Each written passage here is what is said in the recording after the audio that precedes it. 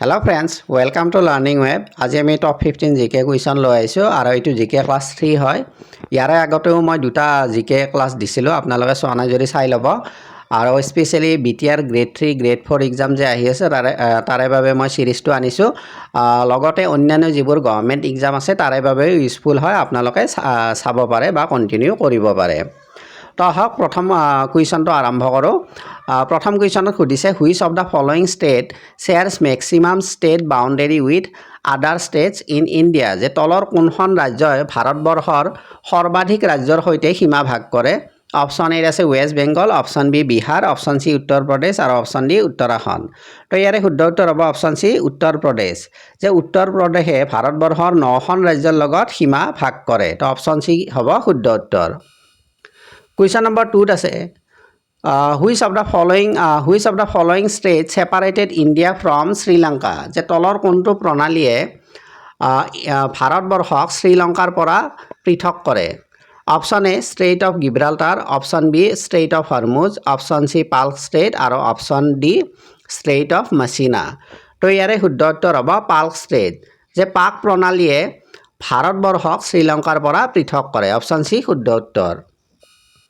Question number 3ত আছে where is the headquarter of the international court of justice located, যে international court of justice international court of justice ক'ত আছে বুলি সুধিছে। ইয়াৰ মুখ্য কাৰ্যালয় ক'ত আছে। অপশ্যন এ আছে New York, option B London, option C the Hague আৰু অপশ্যন ডি কলম্বো। তো ইয়াৰে শুদ্ধ উত্তৰ হ'ব option C the Hague. The হেগত কি আছে, ইণ্টাৰনেশ্যনেল কোৰ্ট অফ জাষ্টিছৰ মুখ্য কাৰ্যালয় আছে আৰু এইখন ক'ত আছে, নেডাৰলেণ্ডত আছে। অপশ্যন চি শুদ্ধ উত্তৰ। কুৱেশ্যন নম্বৰ 4ত আছে which of the following is the highest point in the Aravalli range, যে আৰাৱলী পৰ্বতমালাৰ আটাইতকৈ ওখ পইণ্ট কোনটো। Option A Nanda Devi, option B Guru Shikhar, option C Dodda Betta আৰু option D none of the above. তো ইয়াৰে শুদ্ধ উত্তৰ হ'ব অপশ্যন বি গুৰু শিখৰ। গুৰু শিখৰ হৈছে আৰাৱলী পৰ্বতমালাৰ আটাইতকৈ ওখ পইণ্ট। অপশ্যন বি শুদ্ধ উত্তৰ। কুৱেশ্যন নম্বৰ 5ত আছে when national child day celebrated in India, যে ভাৰতবৰ্ষত কেতিয়া ৰাষ্ট্ৰীয় কন্যা দিৱস পালন কৰা হয় বা উদযাপন কৰা হয়। Option A 23 January, option B 24 January, option C 22 February আৰু অপশ্যন ডি 24 ফেব্ৰুৱাৰী। তো ইয়াৰে শুদ্ধ উত্তৰ হ'ব অপশ্যন বি 24 জানুৱাৰী, যে 24 জানুৱাৰী তাৰিখে ভাৰতবৰ্ষৰ ৰাষ্ট্ৰীয় কন্যা দিৱস হিচাপে উদযাপন কৰা হয় বা পালন কৰা হয়। অপশ্যন বি শুদ্ধ উত্তৰ।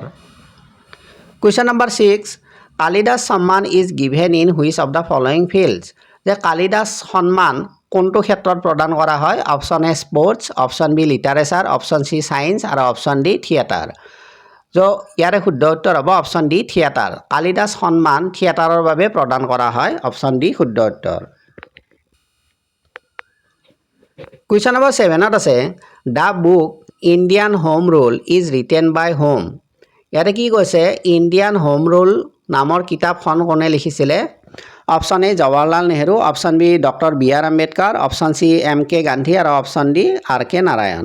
তো ইয়াৰে শুদ্ধ উত্তৰ হ'ব option C M K Gandhi, যে মহাত্মা গান্ধীয়ে ইণ্ডিয়ান হোম ৰুল নামৰ কিতাপখন লিখিছিলে। অপশ্যন চি শুদ্ধ উত্তৰ।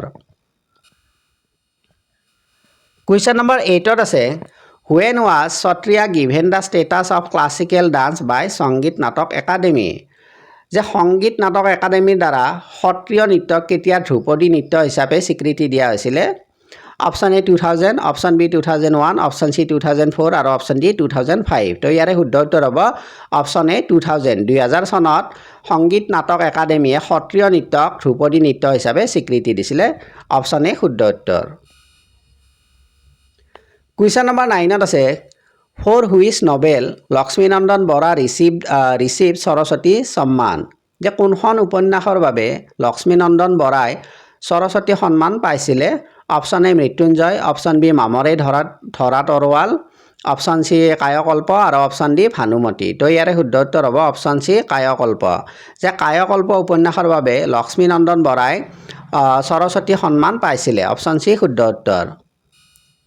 Question number 10 which of the following is the first Assamese women awarded by Sangeet Natak academy, যে সংগীত নাটক একাডেমীৰ দ্বাৰা পুৰস্কাৰপ্ৰাপ্ত প্ৰথম অসমীয়া মহিলা কোন। Option A Pratima Barua Pandey, option B Pushpalata Das, option C Mamoni Raisom Goswami আৰু অপশন ডি নলিনীবালা দেৱী। তো ইয়াৰে শুদ্ধ উত্তৰ হ'ব অপশন এ প্ৰতিমা বৰুৱা পাণ্ডে। প্ৰতিমা বৰুৱা পাণ্ডে প্ৰথম অসমীয়া মহিলা আছিল যিয়ে সংগীত নাটক একাডেমীৰ দ্বাৰা পুৰস্কাৰ পাইছিলে। অপশন এ শুদ্ধ উত্তৰ। কুৱেশ্যন নম্বৰ 11ত আছে, ইয়াৰে আগত কথা এটা কৈ দিওঁ মই, যদি আপোনালোকে ক্লাছটো এতিয়ালৈকে লাইক কৰা নাই লাইক এটা কৰিব আৰু যিমান পাৰে শ্বেয়াৰ কৰিব, যিহেতু মোৰ চেনেলটো নতুন হয়, মোৰ চেনেলটোক গ্ৰ' কৰাত আপোনালোকে অলপ সহায় কৰিব আৰু মই যিমান পাৰোঁ ভাল ভাল কণ্টেণ্ট আনি থাকিম। আৰু যদি কোনোবাই ছাবস্ক্ৰাইব কৰা নাই ছাবস্ক্ৰাইব কৰি ৰাখিব, তেতিয়া নতুন নতুন নটিফিকেশ্যন আপোনালোকে পাই থাকিব। তো এতিয়া কুৱেশ্যন নম্বৰ 11টো আলোচনা কৰোঁ। Which of the following is the largest lake in Assam. ইয়াত কি কৈছে যে তলৰ কোনটো অসমৰ সৰ্ববৃহৎ হ্ৰদ বুলি কৈছে, আটাইতকৈ ডাঙৰ হ্ৰদ। Option A Chandubi lake, option B Joysagar tank, option C Sonbeel lake আৰু অপশন ডি দীপৰ বিল। তো ইয়াৰে শুদ্ধ উত্তৰ হ'ব অপশন চি সোণবিল লেক। আৰু এই সোণবিল লেক ক'ত আছে? কৰিমগঞ্জত আছে আৰু এইখন হৈছে অসমৰ আটাইতকৈ ডাঙৰ হ্ৰদ। অপশন চি শুদ্ধ উত্তৰ। কুৱেশ্যন নম্বৰ 12ত আছে, which of the following is the tropical rain forest in Assam. যে তলৰ কোনখন অসমৰ ট্ৰপিকেল ৰেইন ফৰেষ্ট হয়। Option A Kaziranga national park, option B Manas national park, option C Raimona national park আৰু option D Dihing Patkai national park. তো ইয়াৰে শুদ্ধ উত্তৰ হ'ব option D Dihing Patkai national park. Question number 13, where is the Lachit Borphukan Maidam located. যে লাচিত বৰফুকনৰ মৈদাম ক'ত আছে? Option A Guwahati, option B Tezpur, option C Jorhat আৰু অপশন ডি তিনিচুকীয়া। তো ইয়াৰে শুদ্ধ উত্তৰ হ'ব অপশন চি যোৰহাট। যে যোৰহাটত লাচিত বৰফুকনৰ মৈদাম আছে। অপশন চি শুদ্ধ উত্তৰ।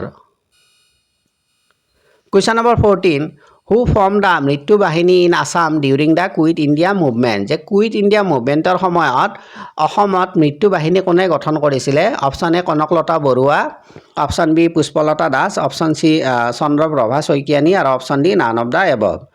তো ইয়াৰে শুদ্ধ উত্তৰ হ'ব অপশন বি পুষ্পলতা দাস।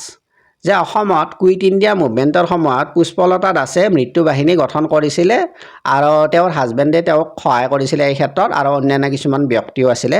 তো এই কুৱেশ্যনটোৰ শুদ্ধ উত্তৰ হ'ব option B Pushpalata Das. Question number 15ত আছে, which of the following is the mascot of BTR. যে বিটিআৰৰ মাস্কট কি বুলি সুধিছে বা বিটিআৰৰ শুভঙ্কৰ প্ৰতীক কি? অপশন এত আছে bear, option B deer, option C lion আৰু অপশন ডি গল্ডেন লংগুৰ। তো ইয়াৰে শুদ্ধ উত্তৰ হ'ব অপশন ডি গল্ডেন লংগুৰ। যে সোণালী বান্দৰ হৈছে বিটিআৰৰ শুভঙ্কৰ প্ৰতীক। তো ক্লাছটো ইমানতে আছিল। তো ক্লাছটো ইমানতে শেষ হ'ল আৰু আশা কৰিছোঁ ক্লাছটো আপোনালোকৰ ভাল লাগিছে যদি ক্লাছটো লাইক কৰিব আৰু যিমান পাৰে শ্বেয়াৰ কৰিব আৰু যদি ছাবস্ক্ৰাইব কৰা নাই ছাবস্ক্ৰাইব কৰি ৰাখি থ'ব আপোনালোকে। তো আজি ইমানতে এৰিছোঁ, ধন্যবাদ।